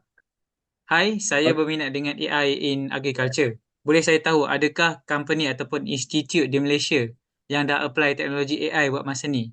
Ada apa contoh atau company yang dah menggunakan AI? Kerry boleh jawab? Okey, terima kasih dengan adik Chung Ija. Okey. You berminat dengan AI, okay, in agriculture maksudnya dalam you punya mindset, you sudah mainkan, sudah plan. You mau gunakan AI dalam agriculture sector. So, you dalam kita Malaysia ni ada institute, ada pun company, contohnya Regotech. Dia akan guna AI, lepas tu dia pun ada service untuk counseling ataupun provide AI service to your farm. Contoh, you just call the telephone kepada Regotech company, then you boleh minta dengan dia punya service, lepas tu dia boleh, kita boleh cakap one long chain lah, sampai you punya produk, sampai you punya advisor, sampai you punya things, sampai you punya result. Lepas tu dengan apply dalam ni ada, okay, soalan dia ada, apa contoh ada company yang dah ada menggunakan AI? Saya boleh bagi contoh yang kita tahulah. Contohnya dia gunakan AI, contohnya wireless. Dia pakai adapter dalam dia punya farm. Lepas tu contoh ini maybe 200 meter square. Lepas tu dia simpankan sensors 6-in-1 or 7-in-1 sensors on that area 200 meter square. Lepas tu dia simpan adapter. Jadi you dalam rumah ke ataupun you dalam mana-mana ke, you boleh check and monitoring the data in the 24 hours. Ya, saya rasa itu saja untuk soalan ni. Terima kasih. Okey, untuk persoalan robotik, kami akan menunggu daripada panel robotik. Saya mempersilakan Albert Ringsington. Come on. Okay, come on. Apakah masalah robotik selain daripada initial cost? Okay, masalah robotik ni selain daripada initial cost ni adalah kepakaran sebenarnya. Maksudnya skillful labor. Skillful labor ni maksudnya kita ada robot tu. Tapi kita tak ada orang yang boleh macam nak operate ni. Maksudnya macam kita bila kita robotik ni, kita bukan setakat beli robot tu, lepas tu kita macam letak situ dia gerak. Kita kena ada orang yang macam jaga tempat dia charging, kena tengok juga bila hari hujan ke apa kan. Yang kedua adalah maintenance. Maintenance kat sini yang bermaksud sebenarnya adalah robot ni walaupun dia 24 jam, lepas tu macam kita boleh guna dalam jangka masa yang lama, tapi untuk mengekalkan, untuk buat dia macam tahan macam tu, sebenarnya memerlukan maintenance. Kat sini mungkin kita boleh cuci-cuci bahagian dia, tak pun kita boleh cek setiap sebulan sekali tu, kita boleh cek dalam bahagian dalam robot tersebut. Adakah itu menjawab persoalan peserta yang bertanya? Baiklah, saya nak tambah lagi satu. Untuk robotik usage ni, memang kita kata apa orang kata ilmu dan kepakaran tu menjadi halangan lah pada orang ramai. Jadi memang menjadi peranan untuk mereka yang pakar dan juga pakar-pakar extension agent, iaitu subjek kami hari ini, pengembangan pertanian, untuk kita menjadi jambatan antara mereka yang pakar dan juga mereka yang kurang mahir, untuk kita gapkan the knowledge lah. Baiklah, saya rasa sampai situ saja sesi Q&A kita malam ini. Sepanjang malam ini kita dah dengar macam-macam perkongsian menarik mengenai urban farming, drones, robotik dan juga AI dalam industri pertanian. Saya ucapkan terima kasih sekali lagi kepada semua yang join serta kepada para panel kita. Saya harap dengan melalui program ini sedikit sebanyak semua pihak, terutamanya para peserta, mendapat manfaat dan juga ilmu untuk kita memperluaskan apa pengetahuan kita mengenai smart farming, urban farming, drone, robotik dan juga AI itu sendiri. Baiklah, sampai situ sahaja daripada kami moderator. Saya serahkan semula majlis pada pengacara majlis. Bersilakan. Okey, sekarang kita dah sampai di penghujung program.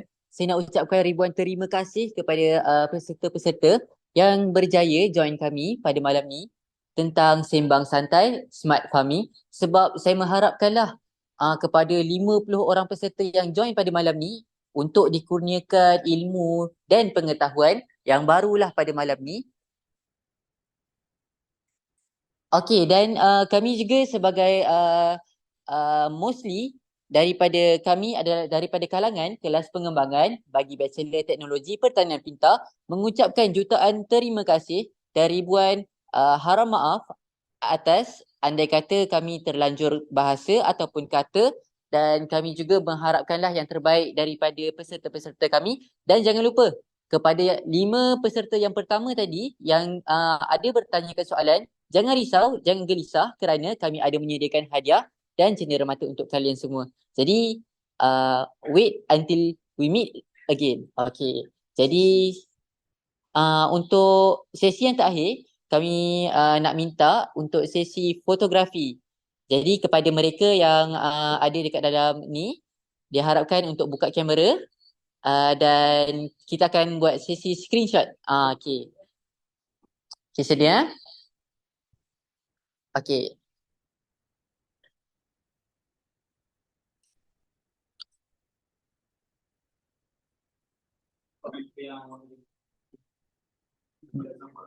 Tu.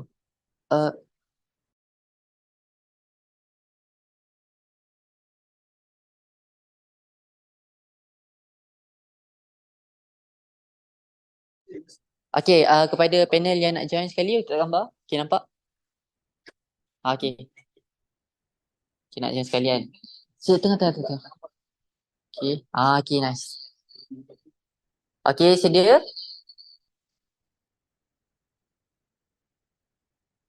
Okay, dalam kiraan 1, 2, 3. Okay. Okay, ada 2 page. Sekejap Okay, satu lagi freestyle. 1, 2, 3. Okay. Okay, untuk page yang kedua pula. Okay, jadi yang ni korang kena ulang balik sebab saya takut ada yang tak masuk dalam page satu kan. Jadi, okay, akan join lah. Okay, yang ni dalam kiraan 3, 1, 2, 3. Okay. Dan gambar yang terakhir 1, 2, 3. Okay, terima kasih kepada semua peserta yang telah join kami. Kami ucapkan jutaan terima kasih sekali lagi. Jadi atas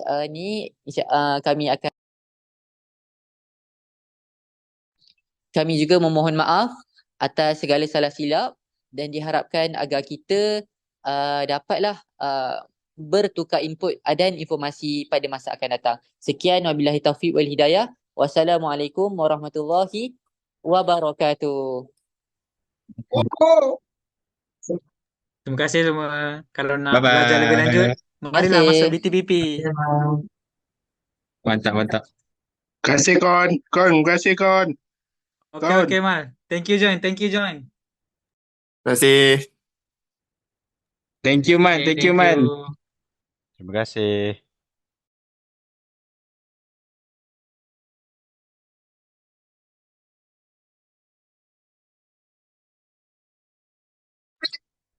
What do you make of music?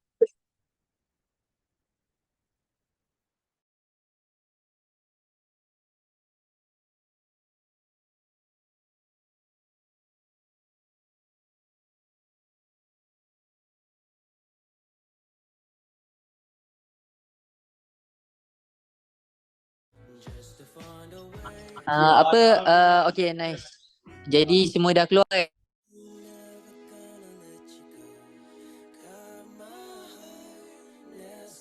Okay, doktor kata untuk postmortem doktor nak minta buat esok sebab kamera doktor tak comel lagi.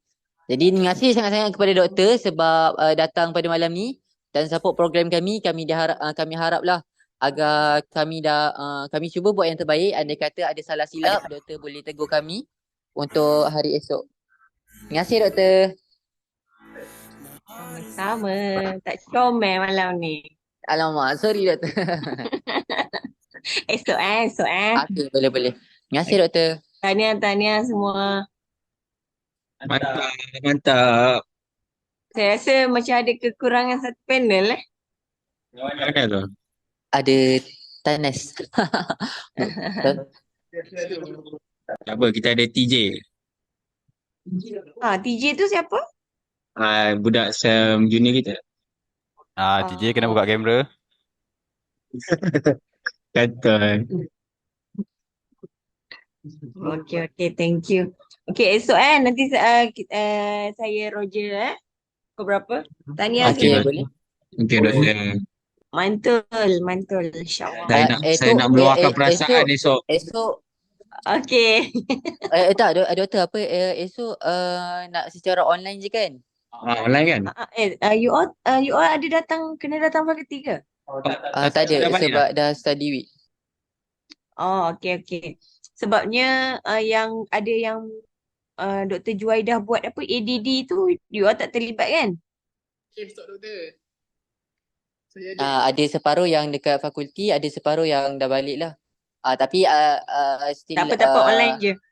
online je. Okay, boleh. Okay, terima kasih Okay. doktor. Okay, terima kasih. Tidur lena lah semua ya. Okay, thank you doktor. Assalamualaikum. Salam. Terima kasih.